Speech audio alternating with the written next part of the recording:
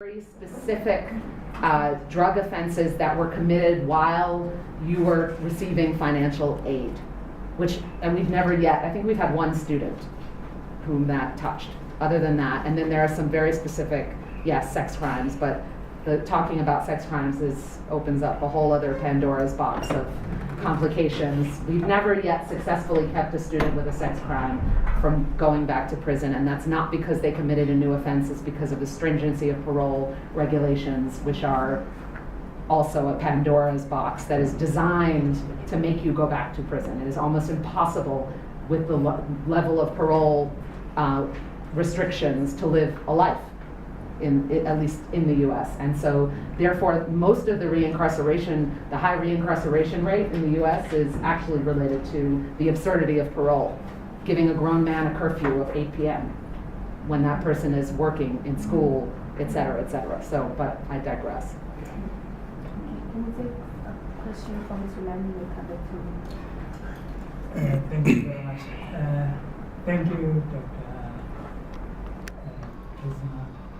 And my contribution is in the line of your question as to say, is there any movement that is being taken as one of the people that are affected with the justice system? I think it is the time for us that were formerly incarcerated to come out and be the forefront of implementing or running with the movement. I say this because there are platforms whereby you find that there is international community. And once you can go into those platforms and make a lot of noise, someone with the empathy will take it up, and maybe one day it will end up in parliament. Because the thing is, discrimination is very, very high amongst our society. So that's why most of us will just go aside and continue living the best we can, and not to come front and say, these doors are the barriers of us having to go forward. So that is my contribution, and to say that I also presented in the Prison Global Conference an abstract that I wrote to say formerly incarcerated people should be included, whether in policy making, whether in research, whether in platforms like these ones, in the philosophy of nothing about us without us. That's where comes our experience in terms of making sure that the programs that go into the prison are influenced by our experience. And then by that, scholars can learn more from that and implement or come up with something that is powerful. Thank you. And on that, I mean, just to add on what Tulani is saying, Professor Furi was saying in the morning that we often do research without even entering into correctional facilities. There's a lot that is out there, but there's a lot of people who have not actually been there, and we do not know. That is why, when we get research from people such as Bongi, who have been inside, who know, and when they give you information, it's more valuable, you take it more because it's a person who has been inside and outside. And so, us people who are on the ivory towers can say that we have done so much research, but we haven't even been in correctional facilities. The fear that we have, the misconceptions, the perceptions we have when going in there, it's life-changing when you go in and you realize that it's actually not the picture that you had in your mind going in there. So just to add on what you like to say, we'll take a question from Mama and then Bianca. I just wanted to state this. Some of our students while you're registering them, especially for social work, there is a part that UNISA, there is a part that you must state whether you have a criminal record or what. Then immediately when you state that, sometimes it will automatically reject. Then we had to, to force to register. Then they were saying that even if you force them, they might have a problem with when they're going out. Maybe when they are supposed to get their degrees. Then I don't know if that's true because we couldn't talk.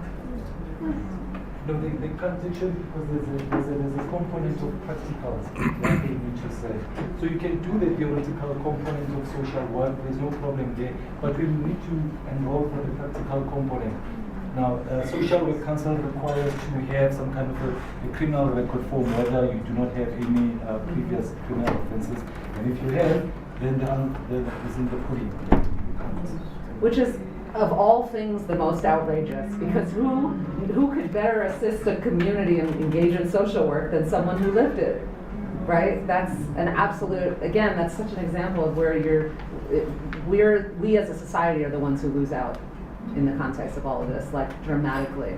It's also, I meant to say that your comparison around HIV is a really powerful one because often in the mass incarceration, anti-mass incarceration movement in the US, there's a lot of comparisons made to the AIDS crisis in terms of something that was able to be, we were able to mobilize people around. AIDS was tremendously unpopular as a cause initially and became then massively popular and celebrity driven and all of those things. So it's quite a useful parallel.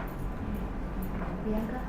I just, being a pragmatist, I was just wondering what sort of issues did you have with regards to access, working through the Department of Corrections when you wanted to go and implement these classes, bringing in students, bringing in faculty members?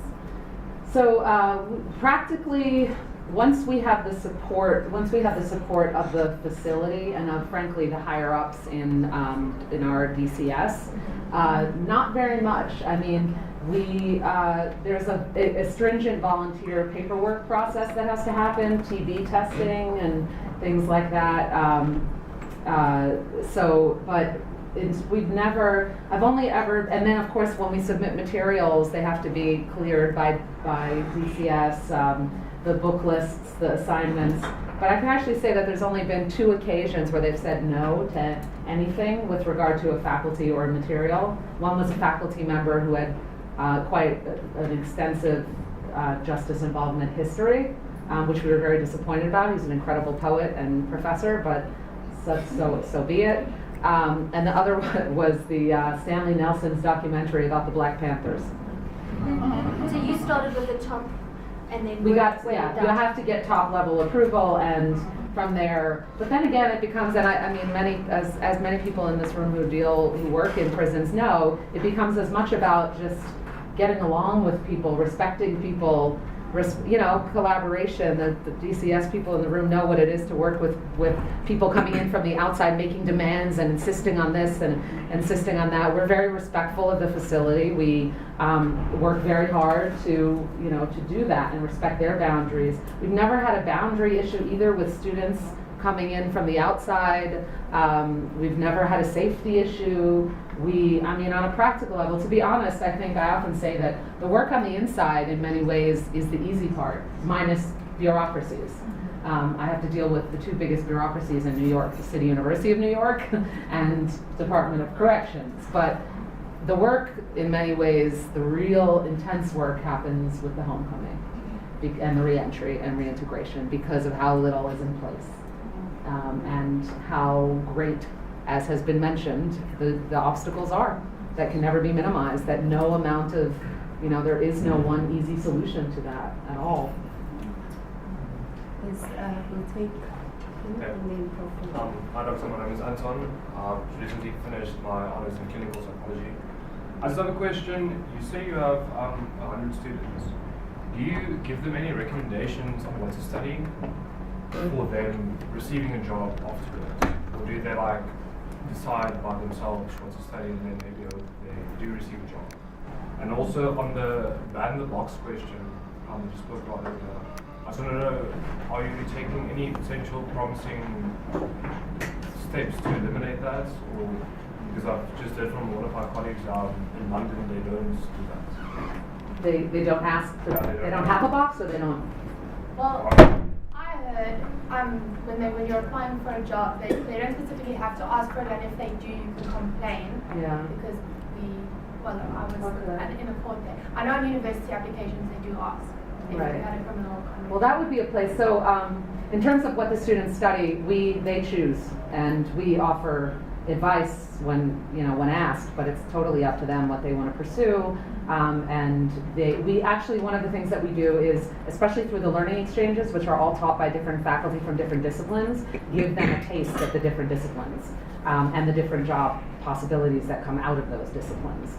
So, and we're now actually, now that we're in the space of beautifully having so many students graduate, and go on to find jobs after, we're now developing our post-graduation job readiness work, which is a work in progress because it's new to us. The program is still relatively young-ish, so we're just now having our steady stream of graduates. So that's something we're working to develop right now. With the ban the box issue, so there's two realms in which the battle is happening. One is on college campuses, as you mentioned, the applications, and the other is with jobs and housing. And when it comes to college campuses, we've seen a lot of movement on that front, led by students. It's very much a fees must fall type of thing, like student led, student organized, and student success story. They have many campuses, including I believe NYU recently, the State University of New York system, which was one of the most discriminatory systems in the US, eliminated its box, which was massive. So we've seen a lot of success. Obama eliminated on a limited basis the box on federal job applications until a certain phase of the application. Very limited, but still was more of a statement than anything else, and a very powerful statement. But it is still, it's a very ongoing movement that clearly has relevance, tremendous relevance here too. Can we take Professor Farini, then Jackie, and you're in? Mine is a comment, and therefore, together with many people in the room, we started Inside Out, and I want to tap into the small steps, and because that's something that I feel very strong about. Because often in these conversations, it's about the big stuff, and it is important. But to get there, it's a journey, and so I am also a small step person, and one of the small steps that I think is an outcome for me is the contribution of conversations such as this today, in hearing different people and their stories, and often knowing that, if I can use an example, an ex-offender's journey, the impact it has on I want to say, maybe not in that person's life at that given moment, but the story for us as academics and as students, etc., and the contribution is there. I think so often people make contributions without even being aware that they are making a contribution to the bigger cause. Yeah. And I totally agree with the call that I heard from that side, Derek, that people, and especially ex-offenders, need to be part of this, need to, and they are part of it, and to continue being part of it. Join those societies, the societies of law. If you hear there's a link at bits, follow up. So I'm moving to that. Two things that we did at Inside Out that I feel very passionate about. The one is as a supervisor of many master's and doctorate studies on corrections topics. I'm becoming less interested in the phenomenology of this, and I'm saying this tongue in the cheek. I'm more interested to know, we know people are experiencing how it is to be an offender and an ex-offender in the future. I'm still saying this tongue in the cheek. I'm curious to know where is it going, and when I hear from your presentation today, your program is embedded in research. It started somewhere. It was not just an idea. And so I encourage, and I know there are many researchers in this room. There are many students who have just embarked on their master's studies. So I'm using this opportunity to encourage them to say, if you're doing studies in the world of corrections, yes, it's about the stories, gathering the stories, but also see what you can achieve with it. Two quick examples. One of our students started with his study at one of the correctional centers here in Victoria, or outside Victoria, at Zonderwater, and he started interviewing fathers. and being fathers inside a correctional center. And within 2 months, a support group was started. And we're busy with another project, a spirituality project, interviewing people on their religion, the role religion played. Also within months, it became a support group. And for me, there is an outcome, an immediate outcome while the study is going on.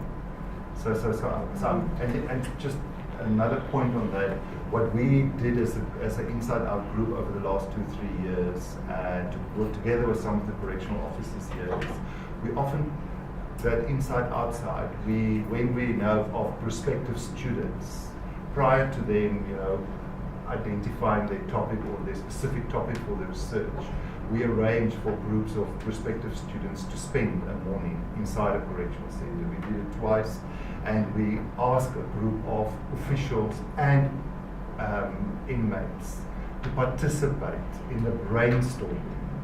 And it's almost unusual but it's a very large number of the studies currently in our Department of Psychology came from those brainstorming sessions with people who are currently offenders, but also from officials. And yes, it's a small group, but the contribution they make is to share with us not just later on in the research, but what they want us to study. Yeah, that's really, and I would even complement that by saying, I'm a radically unconventional academic. I also work as a journalist. I write about reggae music for mainstream publications for 20 years. You were mentioning the pretrial. Were you at the screening? Right, yeah, I knew your face looked familiar. I produced a short film about pretrial detention around the world, a 6-minute film that was on the Global, and Bogi was part of the speakers, and Tulani as well. We had a really wonderful conversation about pretrial detention, but also just about incarceration. And I put it out through Global Citizen, which is a mainstream organization that's about connecting pop culture with social good and in the name of ending global poverty. And so all that is to say, it's important to use a lot of venues to get your research out there. So much research happens here in the Ivory Tower that then stays in the Ivory Tower. So my further encouragement, along with that very useful and powerful encouragement, would be for students to think about how can I get my research broadly disseminated so that it has an impact on non-academic minded individuals who might watch a short film or and then have their whole mindset shifted. So I think with all the comments that have been said, I think I've got one important thing that actually drew me is then how restorative is restorative justice? Because it is quite clear that our government, in what they do not consult with exactly how things are supposed to play out if we term something restorative justice. And I believe that, I think the onus lies upon us as academics to say, we've researched these topics, we know the challenges, and we know exactly what lies within restorative justice, what restorative justice is. And going back to what Tulani said when he said, as ex-offenders, they need to actually stand up and be advocates of this. I think as academics, as beneficents, as the people that we are studying these ex-offenders, we need to help them in all this advocacy to say, you guys are saying that you don't want this. And we as academics have proof of masters, dissertations, and research that has been produced to say, this restorative justice is not what is really portrayed to be. So we should start questioning policies and saying, I've researched 1, 2, 3, and what you put on paper, on the white paper, is not exactly what is happening. So I think it is our responsibility as academics as well to start questioning policies and not leave it to the malimas and the politicians, because we can see it's clear it's not happening the way it should be happening. Thanks. I'm Thabo Chabeng, representing Hlanganisa Mzansi, an organization, as Ilya mentioned, that works especially in the local areas to prevent crime and trying to break that cycle of recidivism in the community. Most of us are ex-offenders. I'm more intrigued by the title, education and not incarceration. And I know it is more referred to, I mean, the education here is more referred to the guys inside more than the people outside. But I believe people outside are more living in bondage than the people inside, the bondage of lack of information. And I think that's where Tulani rightly said we should, start making that noise and telling the world about the challenges that we encounter, the challenges that we're going through, and the discrimination that we happen to face, because now you study and unfortunately because of the stigma you can no longer be able to practice whatsoever that you studied for. And not only that, even private sector, for you to employ you, they want to know if you have that criminal record or not, and if you do, then that limits your chances of being shortlisted for an interview. And so I believe the communities out there are the ones that needs to be educated the most, about our brothers and sisters that are in there, that are trying so hard to change, and yet only for them, when they come out, they are being rejected, or they are being, sidelined or outcasted. So I believe that we need to learn more. I mean, it's the right thing that this whole session is doing, that we're learning more about them, but we shouldn't just learn more about them. As my sister said, that we should now start doing something about it, helping them, to come out there, because nobody listens to an ex-offender. But with you in our midst, it definitely would work in our favor. And it's interesting that you all tied it up. I know Tabo said earlier on that we had a meeting this morning, and he said prison itself doesn't change people. And you say in most of your talks, and even now, that prison as it stands does not really work. And we are informing one another. That's, we're trying to break the us and them, and we're trying to work together in order to make these noises. We are able to make noises in the academic spaces, but where does it really matter? In order for change to happen, in which spaces does it really matter to make the noises? And that's where the research also comes in. And what I want to ask, and maybe as a closing remark, is in terms of the prison to college or college to prison pipeline, what are the small steps that need to happen to achieve this? And what does it mean for us who are sitting in this room? In order for this to be achieved, what needs to be done? Great question, great place to end, because I certainly hope something comes out of this. And I feel, given the amount of wisdom in this room and the thoughtfulness around this, I'm confident it will. So essentially, what this looks like is what you want it to look like. What it will hopefully look like at Bromfley is faculty and students from Stellenbosch going inside, starting very small with just a small group of going inside and engaging in a course, an interdisciplinary course. That's their vision. And in fact, the planning session for what the content of that course will be will involve the incarcerated students, of course. So the idea would be for myself, the professor at Stellenbosch, and our community outreach person to go inside and plot that. So I think what's most important is identifying a point person who's going to take the lead on this project. This could never have been built in Stellenbosch without Professor Nell being deeply committed to it. So, and there has to be the one fanatic, and that was me in New York, who was the zealot about this and would not let it go. And so that's what has to happen here. Who is that person who is that fanatic who's willing to undertake this project and pursue it, even in the absence of initial funding, but in going towards getting funding. And I think generally, because you're talking about the holistic relationship between university, community, prison, clearly you need to also locate who's sort of the academic point person and who's the community point person, or people, maybe it's more than one. But so for instance, in Cape Town, we have the professor at Stellenbosch, and we have an individual who's worked for over a decade in the context of prisons and reentry, and is leaving his position in order to take this on ultimately as a full-time thing. So he'll be the reentry and outreach coordinator handling the prisons side of things, because many academics aren't familiar with handling all of the bureaucracies of prison and so on. Some are, some aren't. But so you identify those two people, you identify your site, which prison.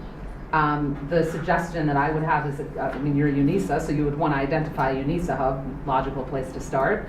And you do an open call out to faculty members. I mean, probably in many ways, this is it. The people who are here are clearly interested in this issue, and create a listserv that connects everyone, determining who's interested and who would do what. Students to be involved in the learning exchanges, faculty to be involved in the teaching. How might this look? And then once you've identified all of that, you get that collected, and then the outreach person, reentry coordinator, would do that on the community side, get all of them in the same room, talk about what would you be able to provide, so we can outsource some of our services to you, and have you paid for that. So it's not just, the idea is you get funding to support that. It's not someone, groups here we're all besieged with so much work. This can't be additional work, it has to be supported. And you figure out what would be your role. And I think it's very interesting to think about, your first comment coming from the School of Education, I think education, and we don't have an education department at John Jay per se, so they're very underutilized departments in this works, and there's so much powerful work to be done in terms of pre-university level things happening through education departments, whereby teacher trainings are happening in the context of a prison, and what kinds of pre-pipelines to the pipeline could you build utilizing the powerful resources of education departments. That could come next. So whether you want to build those simultaneously or start with one and then another, I think because you are UNISA offering the courses to people already, there's especially a lot of possibility. You could really add an in-person component to every course, theoretically, that an incarcerated student is taking inside, and a learning exchange component to every course, as opposed to what we're doing with Stellenbosch, which is sort of supplementing, because they're not, although they may be enrolled, this is all to be determined based on what the needs are, the opinions are, the thoughts are. So, and then I of course humbly offer any advice, assistance that I could give in this process, in the same way that I've been doing in Cape Town with Stellenbosch. But I'm also very, I'm having these conversations with funders, and would be more than happy to add a proposal from this side to the proposals that I'm already submitting from the Cape Town side, because it's a beautiful complementary scenario. So, yeah. Okay.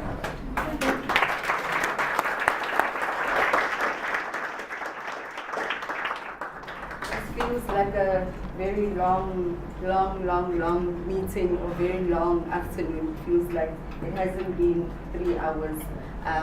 But we've gained so much, and I think even after the presentation, people are able to come to you. Absolutely. And also, they have Contact, your contact details. Any final questions or remarks from